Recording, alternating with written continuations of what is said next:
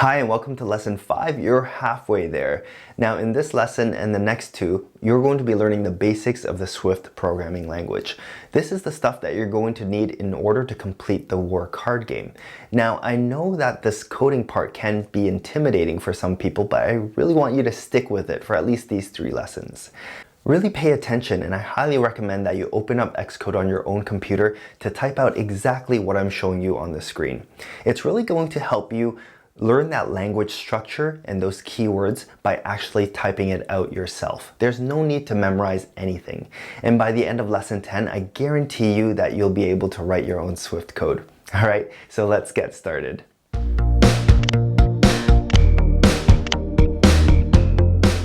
So go ahead and start Xcode, but we're not going to create a brand new Xcode project. Instead, we're going to create a playground. So click Get Started with a Playground, or you can go to File, New, and choose New Playground as well.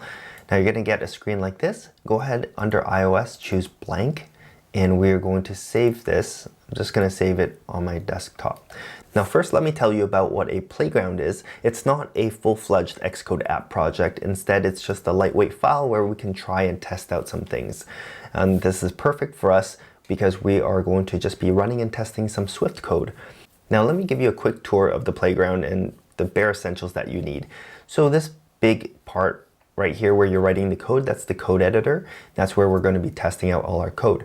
Across the top, we have the status bar. Now mine says ready. It's ready to run and test some code. For you, it might be spinning and it might be doing something in the background, but when it finally says ready, then you're able to run your code.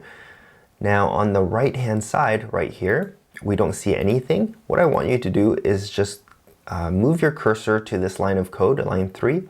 Oh, that's actually one thing I want to mention first. If you don't have line numbers, go to Xcode Preferences, go to text editing, and enable line numbers.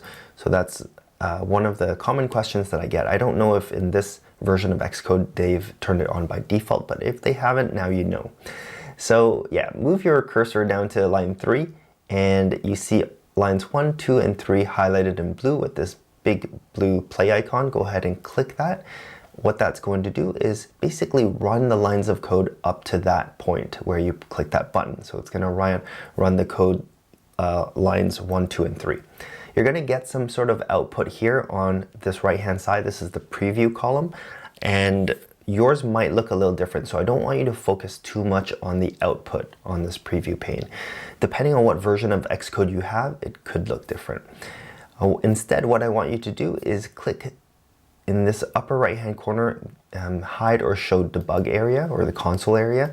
And in this lesson, we're going to be writing Swift code to output things into the console area. So I want to focus on the output in the console area here at the bottom rather than the output on the right hand side here in the preview, because that could look different for you. All right, now let's take a look at the code in here. Before I explain to you what these import var keywords are, I want to talk about comments. Now, if you've programmed before in another programming language, then you'll know what these are. But if you're completely brand new to coding, then I think this is a very important part to start off with. So let me show you what a comment looks like. I'm going to hit enter to start a new line, and I'm going to add 2 forward slashes like that. And then I can type a note for myself. This is a comment. Now mine looks like this grayed out text right here. Depending on what sort of color scheme you have going on, this could be green, it could be another color. But that's not the important part. The important part is that anything after these 2 forward slashes, this is not going to be run as code. Instead, it's going to be treated like a note or a remark for yourself and you can write anything in your comment to remind yourself maybe why you wrote that piece of code or what that piece of code does. When you're working with a team of people, it's crucial that you leave comments in your code so that when your teammates see your code, they understand your reasoning behind it and they understand why you wrote it. Now, if you're working by yourself, it's also important to leave yourself comments, because if you leave your project and you come back months later, you won't remember why you wrote that code unless you leave yourself comments to remind yourself. All right, so let's talk about this first line of code where it says import UIKit. Now we're going to talk a lot more about UIKit in the future, but for now just understand that UIKit is a library of code that Apple provides for us to build apps with it. It contains useful elements like buttons and labels and templates of code that we can use to speed up our app development. Import is a special keyword to say that we want to use the UIKit library in this file. Now let's talk about line 4. This var str equals hello playground. In order to understand this, we need to first talk about variables. In an app, there's a lot of data being passed around, and you need a way to keep track of it. Well, that's what a variable is for. You can think of a variable as kind of like a sticky tab. You know those ones where you can write something on it and stick it to a piece of paper to keep track of it? Well, let's take a look at the line of code below, which is declaring a new Swift variable and assigning some data to it, and see how that compares to using a sticky tab and sticking it on a sheet of paper. So var is a special Swift keyword that is declaring a new variable. Using our analogy, you can think of this as creating a new sticky tab. str is the name of that Swift variable. In the case of our analogy, str is what you write on that sticky tab. Now, hello playground is the piece of data that we want our variable to keep track of. In our analogy, that would be the sheet of paper that we're intending to stick the sticky tab on. And finally, the equal sign is us actually assigning that piece of data to that variable. In our analogy, that would be like sticking the actual sticky tab on the piece of paper. Now let's go back to our playground and take a look at that line of code again. Now this line of code makes a lot of sense, right? We are declaring a new variable, str, and we are assigning the piece of data, hello playground, to that variable. Now let's consider another scenario. Using the same analogy of the sticky tab, what if we decide to peel off that sticky tab and stick it on another sheet of paper? Well, we can do the same thing with our variable, except that there's just one catch. Imagine that when you were writing the name on that sticky tab, str, you wrote it with a permanent marker. And so when you peel off that sticky tab and stick it on another sheet of paper, it's still saying str on that sheet of paper. Well, we can do the same thing with our variable here. We can take our variable str and we can assign another piece of data to it. So let's say another some data. Okay, and what you can do is use this blue icon here, and let's just run our code, and you should get some sort of preview there. Now notice that on line 6, I don't have to write var again, because var was just to create that variable in the first place. When I use it again, I can just refer to it by the name. And you might notice that sometimes I say create. That's just so that you can understand it a little easier. The proper terminology is declaring a variable. So now let's write some code to output some of this data into the console area below. On line 5 here, let's write the keyword print, and you might notice that Xcode pops up this little autocomplete menu, and that's just Xcode trying to guess what you're trying to type and presenting you a bunch of options to make your life easier. Now, while you can select some of these options, that's not what we're going to do right now. We're going to open up a round bracket and we are going to type str, and if you don't have a closing round bracket, you should just type it. What we're going to do now is just bring your cursor down here to line 7 or at the end of your code file and click run, and you should see hello playground down there below. Now notice that it doesn't say some data, and that's because we are printing out the contents of str at line 5 right after we assigned hello playground. So it's showing you the data that str is pointing to at that point. Now if we ran another print statement here, let's click run, you'll see this print out again, but this time it says some data, which is what we assigned to it on line 6.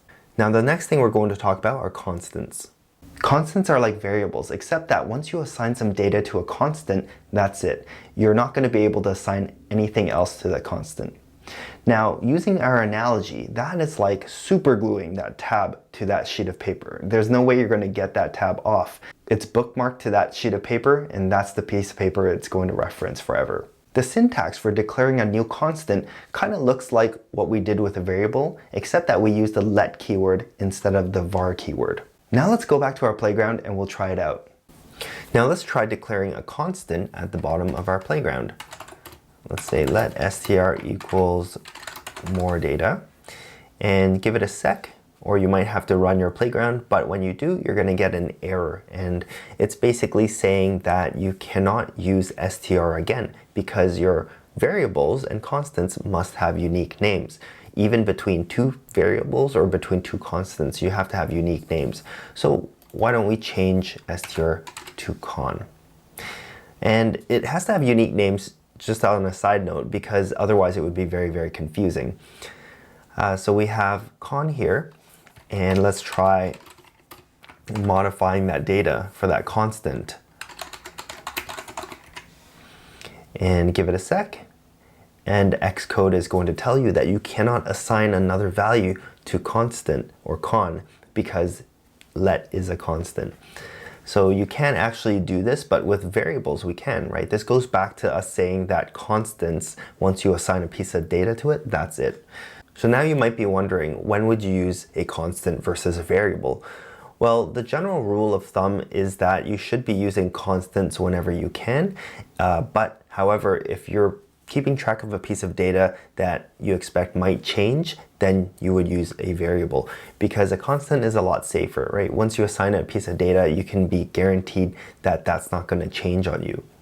So in fact, even inside of Xcode, when you're programming, if Xcode notices that you use a variable and you assign a piece of data to it and you never reassign anything else to it and it doesn't change, it's going to say, hey, why don't you change this into a constant? You're going to get that reminder.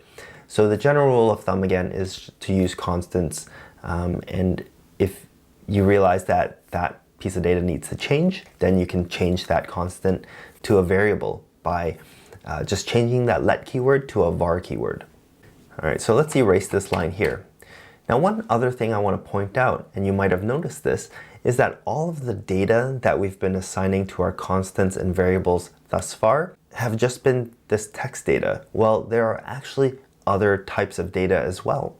And that brings us to our next topic, which is data types.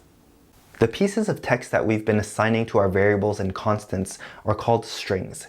Now, I know that's kind of a strange name, but you can think of it as a string of characters, right?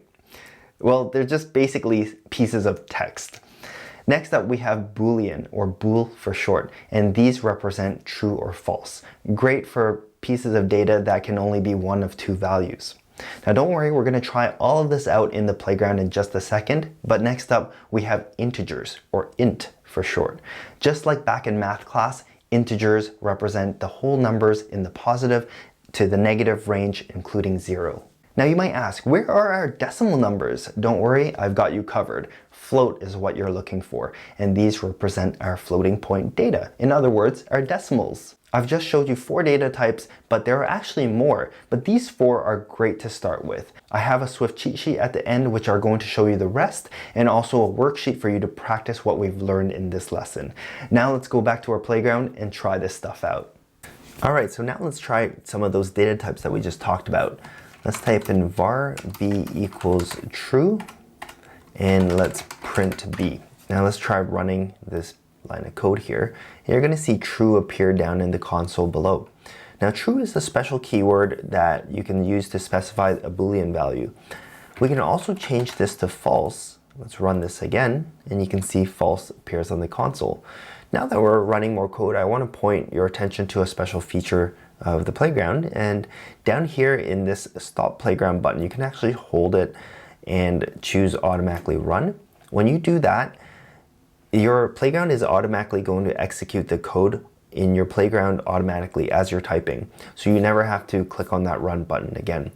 The only problem is that sometimes playgrounds can be buggy, so if you're experiencing a lot of crashing or it's not running your code, then you're going to want to switch back to manually run, and you're going to want to click on that run code button manually. So we're going to leave it automatic for now and see how it goes. If we're experiencing problems with our playground, then we're going to set it to manually run instead. Alright, so now let's try out integers. Let's do var I equals 32.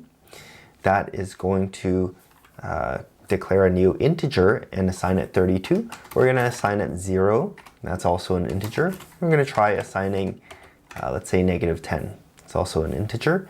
Now let's try the last data type we talked about, which is a float, and it's going to be some sort of decimal number like that.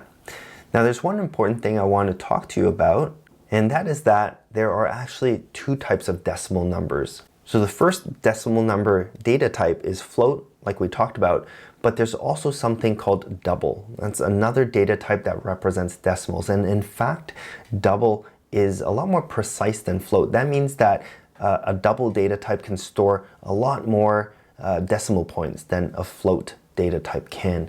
And when you're working with the Swift programming language, double is actually the default data type. Now the thing is, it's important to know both float and double, because sometimes when you're working with third-party code libraries, or even some of the libraries inside UIKit, some of them expect float data types and some of them expect double data types. And so it's important to know both, and now you know. Now the next thing I want to talk to you about is the fact that variables and constants can only store one data type. Now what do I mean by that? I'm going to demonstrate. So here we've declared a variable called I, and we've assigned it an integer. And then we've reassigned it 0 and -10, which are also integers. But what if suddenly I decide to assign it some sort of decimal number, right? We know that decimal numbers that's not considered an integer. So in fact, right here, the playground is telling us, it's erroring out, and it's saying that you cannot assign a type of double to your integer variable. You just can't do that because the variable I only accepts integers. Now here's the thing, where did we say that variable I can only accept integer data types? Well, the funny thing is that we didn't explicitly say that. What happens is that when you declare a variable or constant and you assign a piece of data to it, that first piece of data it's going to take that data type and infer that that's the data type that variable can store, and that's the only thing it can store. So the very fact that we assigned 32 being an integer to variable I, from that point on, variable I can only store integer types. That is why we cannot assign this double data type value to I. Same thing goes for this up here. Because we assigned the Boolean value false to B, now the variable B can only store Boolean types. So I can assign true to it, but I cannot assign a piece of string to it. I cannot assign a number to B. And so we're going to get these errors right here. All right, so we've just experienced a crash on the playground. It's okay. Let's just go back to manually run. And we'll run our code right here. And that should be okay. All right, so we're back to being good. Now there is a way to explicitly say that a variable can store a certain data type. This is how we would do it. So after your variable name, you would write a colon, and then you would write in the data type that you want that variable to store. So you can write like that. You could do that. Up here, you could do that. And then for this one, you can either type float or use the Swift default double. So I would recommend using double when you can, unless you're using some sort of library that requires you to use some float data. So here's the funny thing. Even if this is the first piece of data you assign being float, simply because you declared your variable as an integer, you've explicitly said that variable I is an integer data type, you cannot assign a double data type to it. So those are the things that I wanted to point out to you. I know it's a lot to absorb. I would recommend getting the recap notes and just reviewing it, and also doing the exercises. It's going to help you solidify these things in your head. So far, you've learned about variables, constants, and how they can be used to store data. You've also learned about different data types such as int, string, boolean, and float. Now, all of that's going to be in my Swift cheat sheet as well as the stuff for the next 2 lessons. And I also have a worksheet for you where you can practice using Swift variables and performing math operations in Swift. You can grab these 2 things in the card over there or check in the description below. Now I want to turn it over to you. Are you a beginner to programming, or have you coded before, either in Swift or another programming language? Let me know by leaving a quick comment below, and on your way down there, hit on that subscribe button if you haven't already, and click on that bell icon as well if you don't want to miss the next lesson. All right, so click on the thumbnail for lesson 6, and I'll see you over there.